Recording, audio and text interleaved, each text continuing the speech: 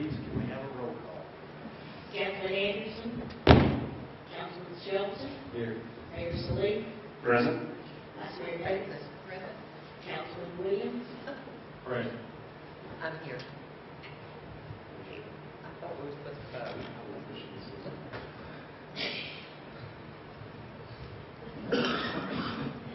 Okay, item 2. Everybody, let's have a stand rise for a moment of silence, followed by the pledge of allegiance.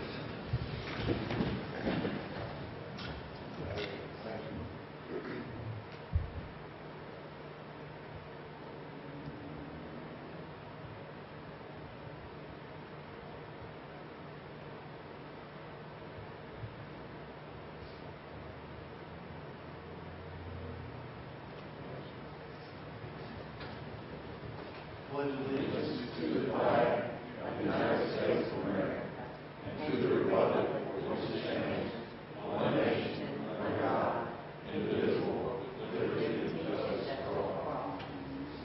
Thank you. Item 1 on the agenda is consider approval of agenda as presented. Do we have any additions or corrections? Okay. If no changes, do we have a motion and a second? Second. A motion and a second. Any discussion? Seeing none, all vote.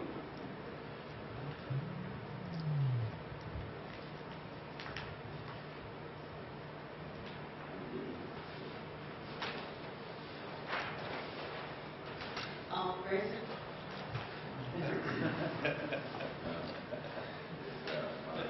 I guess most. That brings us to the old business section, item 2, consider approval of minutes of council meeting held February the 1st, 2007. Do we have a motion for approval? And a motion and a second. Any discussion or comments about the minutes? Seeing none, all vote. I guess most. Motion carries. Thank you. Item 3, consider on second and final reading ordinance 070206, amending the Cookeville Municipal Code Title 7, Chapter 2, pertaining to fire code. Sponsor Chief John King. Mayor and council here before you tonight for the second reading on the ordinance for commercial and multi-family dwelling Knox boxes. We've had a couple of calls inquiring on it to see when it would take effect and asking a little bit about how the system works. We've not received any negative complaints on it.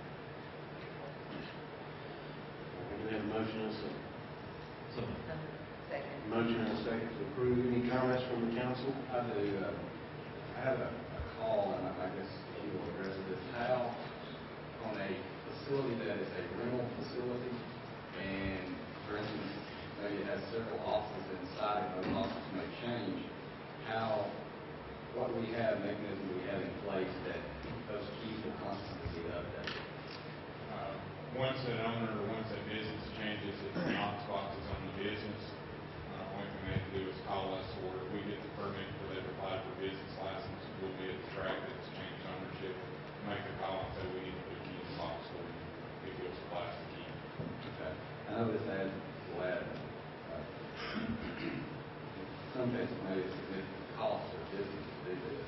What do you feel it viable and necessary as opposed to gaining entrance, knocking a door down, or I mean, obviously that would be a cost too, but likelihood of that having to happen versus. I think ultimately the cost savings is there. If you wind up damaging the business trying to get in, it's probably going to cost more to repair a glass door or aluminum frame door for a business than it is to actually cost the box.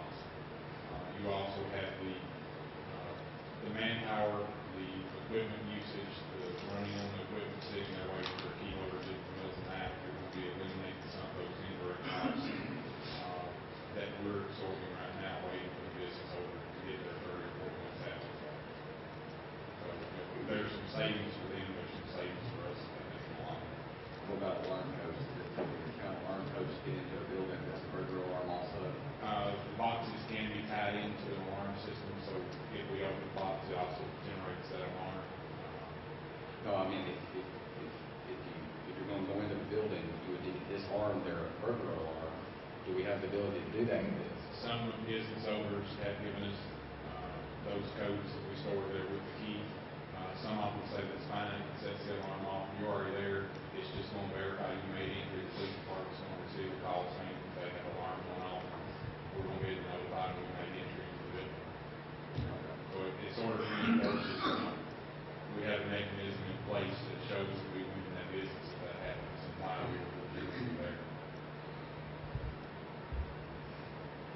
The cost of these, I got a call, the cost of these are, for new business, this is for new commercial projects, correct? Correct. New and commercial and industrial, it does go back and get the existing businesses when they change ownership or occupancy. And the average cost, I think, has been, $386, I think, and that includes shipping and getting here. And I think the most expensive, said earlier, I think the most expensive box is $500, and it's for a strip outlet type place that will hold up to 50 keys. And we got one of those in place. Is there someone locally selling these? No, it's securely out of Arizona, Knox Corporation's there. Everything's dealt through them. We do the paperwork, it's secure, and they send the box to us, and then we call the business owners or the contractors so they can get it. Are we making these? No, it's straight to their house.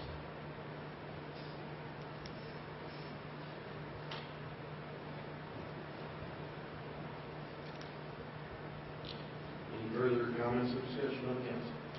The only comments I've heard have been positive, that, it saves owners a lot of problems if there should be a call and they need to get in, then, it's just a matter of a key instead of knocking down the door. They do make a residential hotspot that we would somewhere down the road like to offer that further to the residents. That it's a similar system, but it's got some other restraints that go with it. So it's got as good as security because you would have multi-agencies carrying that box that would have access. And that's something that somewhere in the future we want to look at. I think it offers the citizens an easy way for us to make access to their house or re-secure their house if somebody's injured. They're actually a little cheaper than the resident, than the commercials. They're about $176. We have a little higher cost maintaining because of the way the system works on our end, not on their end. Other than just the safety aspect of being able to gain entry out of as a business owner, it's usually not instantaneous to get a bill fixed if somebody the fire department had to tear it down. And so being able to secure your business back after the fire department's main injury, they had to take a door down. You may be looking at there to get it fixed. So I think in the long run, this will provide better safety for the business. Any further comments? Comments from the audience? Seeing none, all vote. 5 yes votes, motion carries. Thank you. Thank you, Chief. Brings us to new business, item 4, hold a public hearing to consider on first reading ordinance 070101, rezoning 761 Buffalo Valley Road from RS20 single-family residential to RM80 multifamily residential. Sponsor James Smith. Mayor and council members, the property proposed for rezoning is identified as parcel 27 on tax map 54 and consists of approximately 56.2 acres. The proposed rezoning was initiated by Bill Schreckengoss on behalf of the property owner Lewis Scanlon. The parcel has frontage on both Buffalo Valley Road and West Jackson Street. Some aerial view, and I'll come back with it in just a second. It's contiguous with RM14 and CL zoning to the east, with RS20 zoning to the west, and with RS10 zoning to the south, and with RS20 and CL zoning to the north. Cane Creek Park is adjacent to the west, and Cane Creek Elementary School is adjacent to the north. Our future land use plan indicates that the subject property will be best suited primarily for low density and some moderate density residential development. West Jackson Street is classified as a major arterial, and Buffalo Valley Road is classified as a major collector street. However, Buffalo Valley Road currently consists of only 2 traffic lanes. The Water Quality Control Department indicates that sewer is available for the development of the property. The latest FEMA maps indicate that a small portion of the property located off West Jackson Street is located on the floodplain. The RM8 district, which is what is requested here, allows for single-family duplex, condominium, and multifamily residential developments at a density of 5,000 square feet per dwelling unit. Mr. Schreckengoss has prepared a preliminary site plan,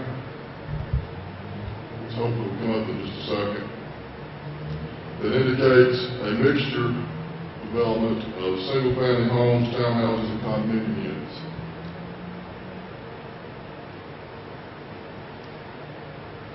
He also indicates that the developer does not intend to include any rental or multifamily dwelling units on the site. There was some discussion by the planning commission about other potential zones which would allow a density increase but would not allow apartments. That include the RD single-family duplex residential and the RS5 single-family residential, which also allow developments at 5,000 square feet, but both zones do not allow condominium developments. While there's no guarantee that the property will be developed as indicated, it was generally agreed by the planning commission and the planning department that the proposed development of the property would be an appropriate transitional use between Cane Creek Park and the primary single-family development to the west and the higher density development to the east. Proposed rezoning was approved by the planning commission and is recommended by the planning department. Do we have a motion and a second? So moved. Second. Motion and a second. Any discussion by the council? I know, personally, I've had the opportunity to go look at this piece of property, and I have looked at the conceptual plan. And I know, having been on the planning commission for the previous 4 years, we saw several cases where people did ask for zoning. There is no one to hold them to that, but maybe that's something we need to look at in the future. Councilman Williams, we talked about that at this luncheon meeting, but I'm very hopeful that this is how this property gets developed. It's, I think, potentially set new standards for the way development happens in this area. Greg Brown can probably speak to stormwater management, so when we leave that green space, I think it's going to help everybody in that area. So, very excited, enthusiastic, maybe this will turn into a nice development.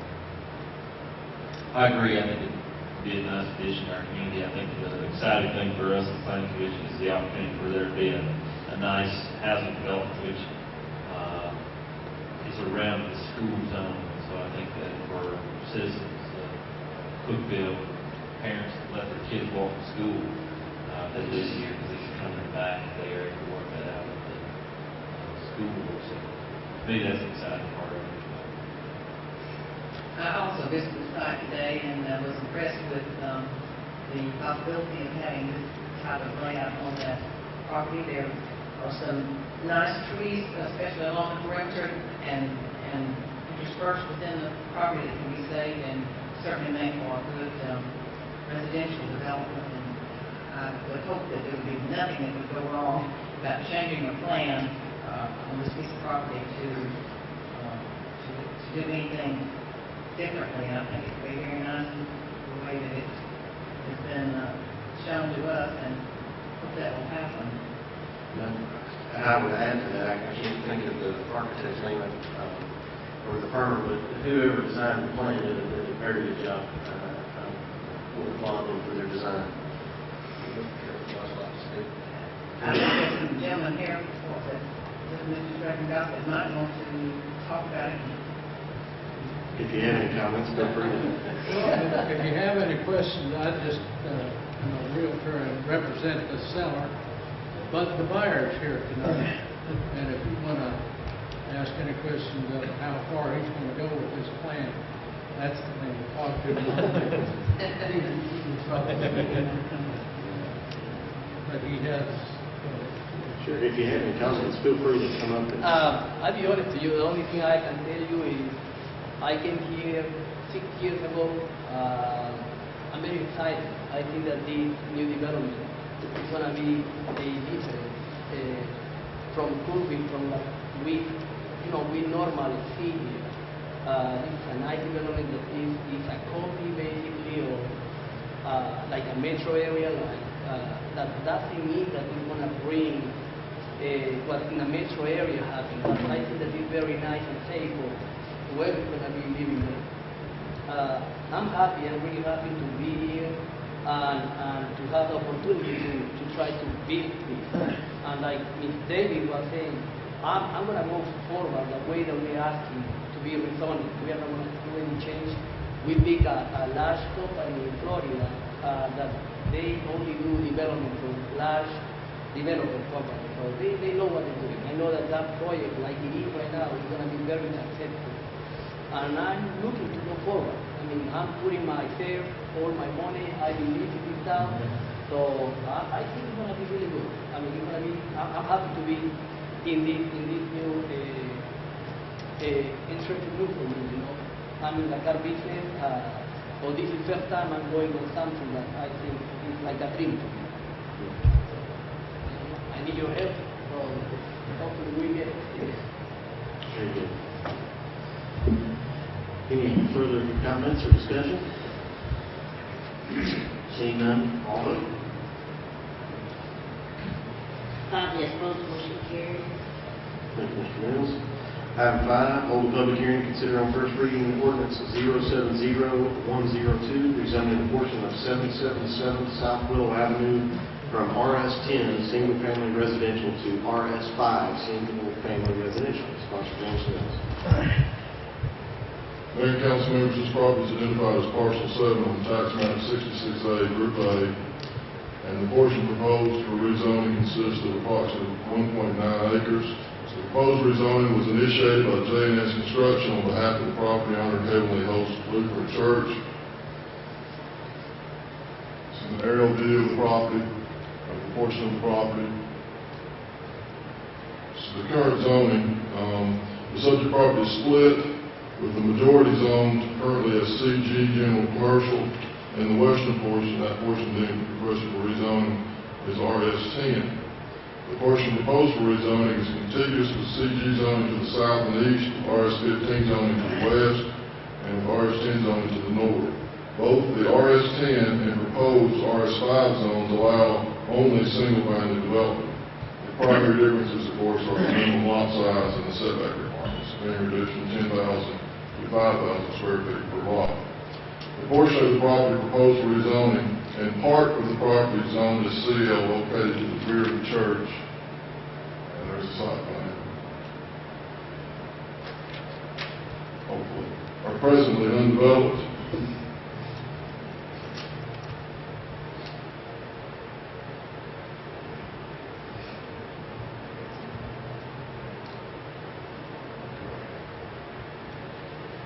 Petitioner has submitted a proposed development plan. The plan indicates the development of a residential subdivision, the portion currently zoned as CL being developed for multifamily purposes, and the portion proposed for rezoning developed for single-family purposes. So they're proposing a mixed-use development with the part currently already zoned CL being used for apartments. Well, they would come back up. And the portion proposed for rezoning being single-family. Petitioners indicated that the density allowed under the current zoning in terms of total number of units would not be increased with proposed rezoning. They've also indicated that the rezoning would allow the development of more single-family units instead of multifamily units. So what they're proposing is they do more single-family with the rezoning and less multifamily. Any subdivision of property would require the submittal of plat to the planning commission and their approval. Proposed rezoning was approved by the planning commission as recommended by the planning department. Do we have a motion and a second? Move approval. We have a motion and a second. Any discussion by the council? Where is the entrance to this? The entrance is off of Willow. Clean off. And how many single units are they speaking of? Let's take a point on this. These are the single-family lots. So 1, 2, 3, 4, 5, 6, 12. One of these lots would be lost. Help me orient, explain it. Okay, We don't have that map in our packet. I'm sorry. Contraband Lane, I think you know where that is. It's located right here. And there's lots that back off that cul-de-sac. So this backs up to the lots that are at the end of the cul-de-sac at Contraband Lane. I can go back to that rezoning map, it also shows it. So they're proposing 12 lots, but they would only get 11 because, and we've already discussed this with the developer, we would ask, the planning commission would ask that one of these lots be left out so that a right-of-way can be provided, so that a future road could connect here that would run back parallel to Contraband and come out to Lone Oak. Because if y'all may be familiar with this, let me go back to the zoning map, if I can. It would connect to this area and come out to Lone Oak so that we could have a through street, and this would be developed potentially into single-family lots. When this area, a few years ago, 4 or 5 years ago, this CG zone was expanded some, and part of the compromise was to leave a 350-foot strip through here that could be developed with a road going through the middle with single-family lots on either side, which would act as a further buffer to the residential area, established residential area on contraband in this Forest Hill subdivision. So there would be about 11 lots on the plan. Now, the current zone line runs right through here. This is the current line. This is already CG. They can go in now, tomorrow, if they have their plans submitted, and get a building permit to build apartments in here at a density of 1 per 3,000 square feet. So they can build several apartments in here now. What they're proposing is they would build no more units, total units than they can now, but they build more single family and less multifamily. We did have, the only calls that we've had about this that I recall were from parents and children who go to school there. They were concerned about the density and the traffic that would be coming through. And when we get back to your original question, Councilman Shelton, the access would be off of Willow through here. And this would have to be developed to city street standards. They're not required to dedicate it to the city as a public street. They can do private streets as long as they meet city standards. But it would have to meet in terms of right-of-way and all the other requirements that they currently have. They've not yet disclosed whether they want that dedicated as public or private street. What are the structures, the red structure and the square, the green structure with the yellow line around? What are those? That's not. My understanding, no, that's not a part of it. My understanding is this is a new ball field with a school, I think it's a soccer field, a multi-use field is what they're proposing. And this, I don't remember what that is. You remember what it is? Yes, and since this has some, I'll just say ahead of time, since I do work in Jennings, I'll be abstaining from this, but I do know a little bit about it because I'm placing one. The red part on is a new proposed, this is their master plan going forward, but the red building is a new fellowship hall for the church, which would also be utilized for the school. Currently, their playground is bisected by their drive, and so kids are having to cross their driveway now in order to go play in a vacant parking lot here to the left. So the new master plan would allow for all the school and church facilities to be located on one side of this new private drive, and then the condominium units would be the larger tracts down through there. But the actual total development will not exceed, it's my understanding, it won't exceed the total number of units because they're spreading the density out. And most of these homes, they're marketing only to Lutherans.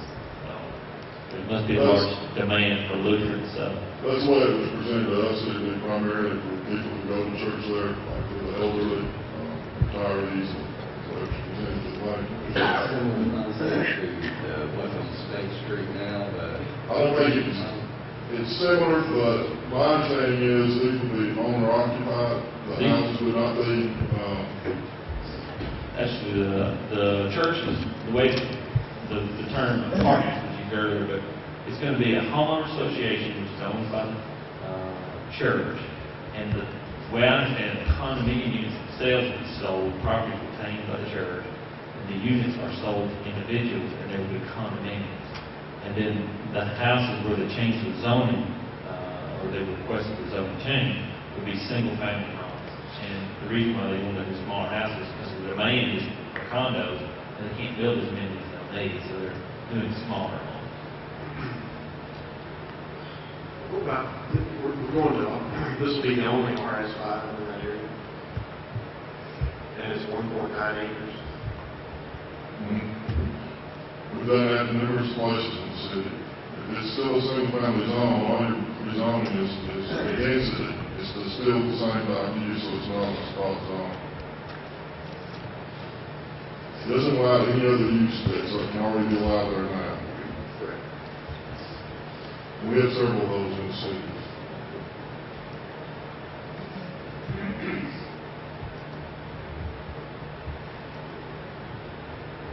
Any comments from the audience?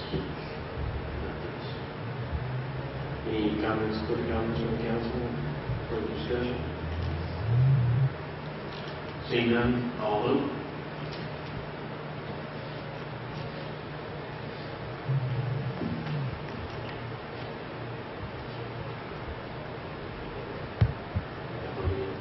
already voted on that, sorry. Technology. 5 yes votes, motion carries. Thank you. Insurance abstain, 4 yes, 1 abstain, Yeah, mine was an abstain. motion carries. Thank you.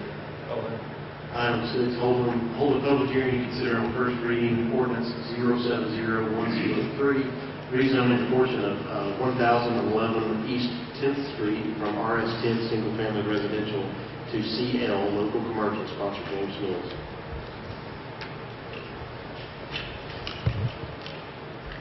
I didn't show it too well, but this property is identified as parcel 4 on tax map 40N Group B. The proposed rezoning was initiated by the property owner, Jerry Goff. This is an aerial view. According to this is the Am South Bank and I think it's First Tennessee. Those are 2 banks on 10th Street. There's a track in between them.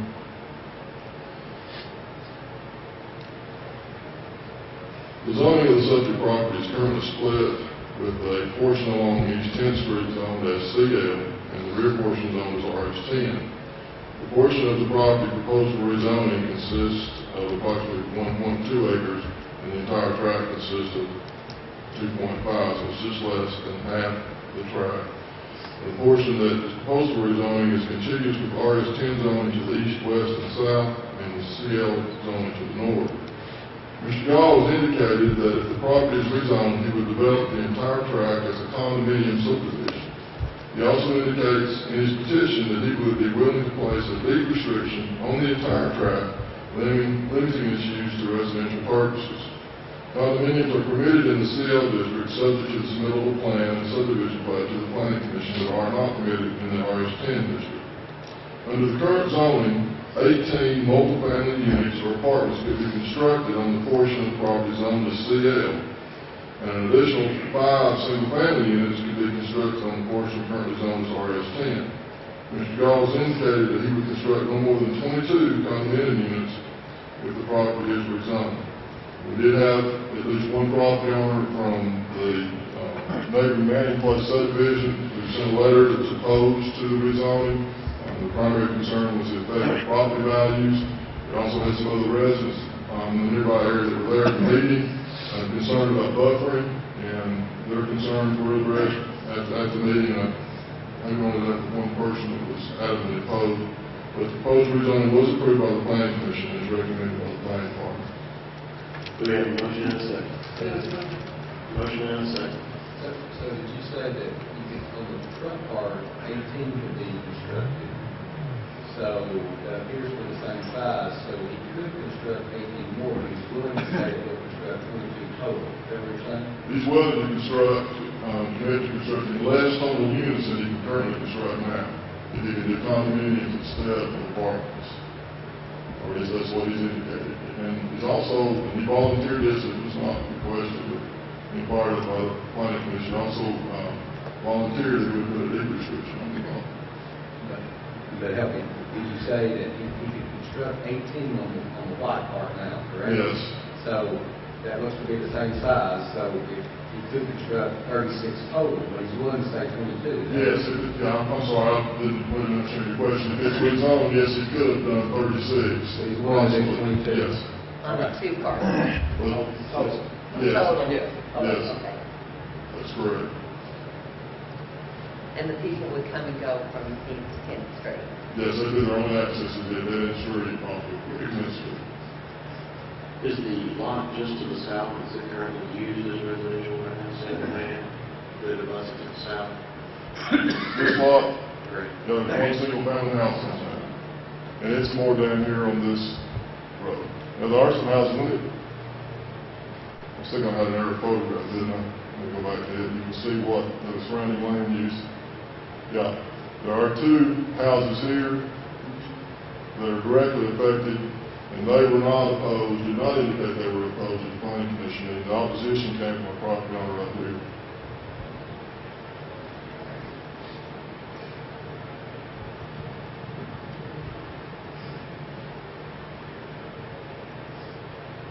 Now, the deed restriction, Mr. Gall offered that on his own, That's correct. and that it would be only for residential. That's correct. One of the concerns, like Mr. CL, is pretty wide open zone. And he has committed, and will, at the meeting, and would also indicate, like I said, he would do it even if it would be residential only.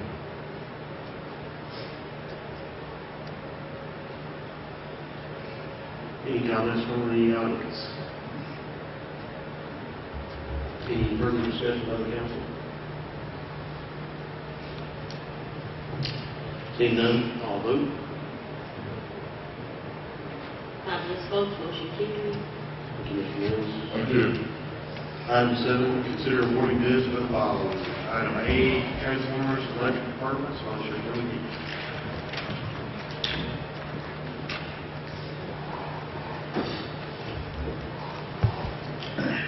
Mayor and council, we've opened bids on two 2,000 kVA Panamanic transformers. These will be used for the North Tower expansion of the hospital.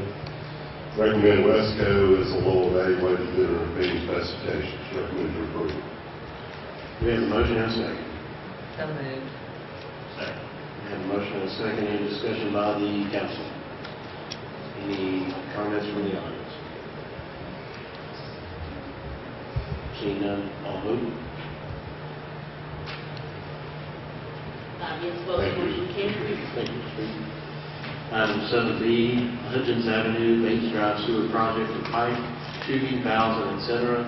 Water Quality Control Department, sponsored Ronnie Kelly. Mayor and council, the first item that we have is a request that we took to our office about a homeowner had a failing septic tank out there, one of these little parcels in the middle of town, currently doesn't have sewer. We took a look at it next week. It's out by the high school and the YMCA. We've taken a look at it and can get sewer up and have gotten an easement from one of the adjacent property owners. We went ahead and put it out to bid and brought it to the council for your approval. Go ahead and do it. It'll catch about 3 tracks in there that currently don't have sewer. So we'd recommend going ahead and putting it in. We have a motion and a second. Move approval. Second. Motion and a second. Any discussion by the council? The other two, so this is this will provide services to 1 of 3. And Let James go back to that. The other is and I don't have the clicker, but there's the house that sits in the center of the screen, that's the lot that has a septic tank failure currently. You can't see, it doesn't show up well on this projector, but there's a house to the left where the red line is. There's 2 or 3 lots that wrap around that private street back there that currently don't have access to sewer. So we can come in out of the back of Eastwood and run up across the property and then basically catch about 3 lots there. Any further discussion? Comments from the audience? Seeing none, all vote.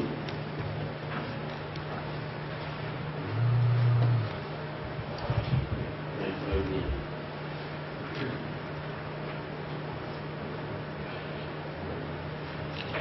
Yes votes, motion carries. Thank you, Mr. Kelly.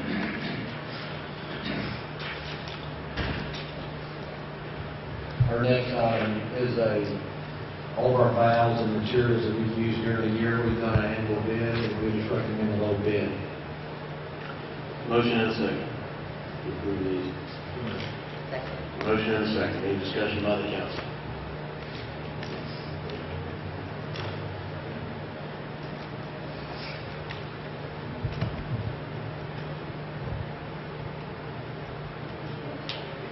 Councilman Chilton. 5 yes votes, motion carries. Thank you. Well, I believe that concludes our new business portion of our council meeting this evening, and at this time, we have a hearing of citizens and delegations. If you need a council, Vice Mayor would like to speak to anything going on in the city, this is the time to do it, and we certainly invite citizens of Cookeville to come and also speak their minds and share their ideas with us. I think we were going to talk about the meeting for next week, about March 1st. the March 1st meeting. I will be out of town It's going to be back into town March 8th. I know Rick's going to be going, I think, for the March 1st. So we do want to reschedule that, but I can't at this time give you the time that I'll be back on the 8th. We want to just do one council meeting for the next month then, and just do the second or the third Thursday, or not? Well, there may be something that comes up. I don't know. I think Jim said earlier we can advertise. I'm not sure what's the time that we have to have, but we'll be, how many days do we have that week? We've done it the day before. Okay. So, I just want to make sure if we needed to do something then. as of right now, I don't think we will not be having March 1st meeting, potentially March 8th meeting, but check the local paper and channel, or the local media sources and be advised when we'll meet again. Sorry for the inconvenience. Any other comments? Comments from the audience? Well, thanks again. Make a motion to adjourn.